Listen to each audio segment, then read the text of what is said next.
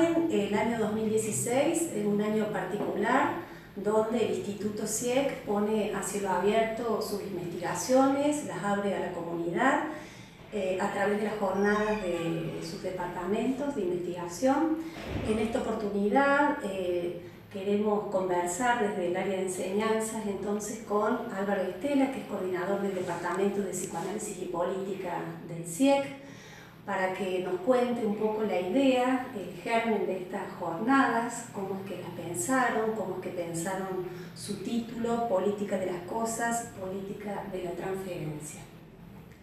Bueno, es un gusto presentar estas jornadas. Venimos de un trabajo del año pasado del curso del departamento, que es el de incidencias de la profusión imaginaria en lo político, y allí hemos trabajado cómo la imagen y las palabras se podían manipular y transformar en cosas. Entonces recordamos un trabajo de Jean-Claude Milner para este año, para pensar las jornadas, que es la política de las cosas, y nos pareció interesante tomar con esa idea de que a partir de el progreso del industrialismo, las cosas podían llegar a facilitarle a los hombres una vida mejor, y que el hombre podía reposar en el gobierno de las cosas. Lo que aparece como consecuencia de ello, como siempre lo real en ciernes, es que más que reposar en el gobierno de las cosas, el hombre queda como objeto de las consecuencias de esta política. Es decir,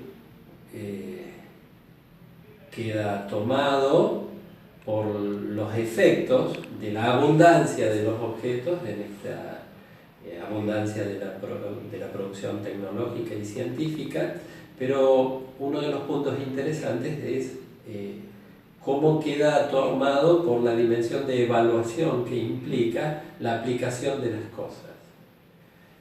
¿Por qué nos interesa a nosotros? Fundamentalmente por el efecto de forclusión de la subjetividad, de la perspectiva de la subjetividad. Y entendemos que no hay espacio más propicio para el psicoanálisis, en el trabajo del psicoanálisis, que el de, para la emergencia de la subjetividad, que el de la transferencia. Entonces se nos ocurrió trabajar la oposición de este par, la política de las cosas versus la política de la transferencia. Una perspectiva lacaniana fundamental, tomar la transferencia como instrumento político privilegiado, ¿no?, en la época. Sin duda, porque es allí donde se va a producir la emergencia del sujeto en el dispositivo analítico. ¿Y cómo han pensado, tienen un invitado particular en esta oportunidad? ¿Cómo han pensado articular con él el trabajo? Bien, contamos con la presencia de Oscar Sack, psicoanalista en Buenos Aires, una ME de la escuela y de la AMP. Es alguien que con quien hemos trabajado anteriormente, alguien que ha tenido un amplio trabajo en la política del psicoanálisis, y alguien que ha desarrollado en diferentes enseñanzas el trabajo de la transferencia de la neurosis articulado a la política del psicoanálisis. También han pensado en el marco de las jornadas una mesa que tiene un carácter bien particular, donde se les ha ocurrido poner a conversar a la cultura con la ciencia y, por qué no, también con la política, a través de la voz de Tomás Bondone y Francisco Tamarit. ¿Cómo es que cocinaron esa idea? ¿Cómo se les ocurrió? Es interesante. Francisco Tamarit decía el otro día, se nombraba como político institucional. Entonces me parece que hemos invitado a dos políticos institucionales, cada uno en su especificidad discursiva, ambos con un fuerte compromiso con su hacer, con una impronta,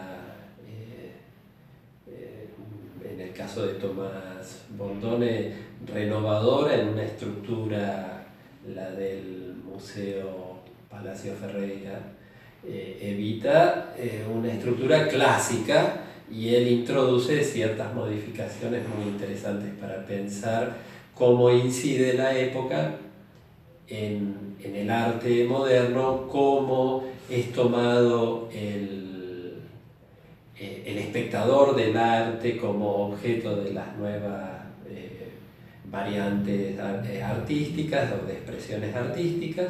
Y en el caso de Francisco Tamarit, claro, además de ser ex rector de la Universidad de Córdoba, es un investigador del CONICET, es un físico investigador del CONICET, es una autoridad en el CONICET, y nos interesaba mucho esta dimensión de la política de las cosas en la incidencia, por un lado, en los espacios de investigación, y por el otro, los avances científicos tecnológicos, como interpreta él qué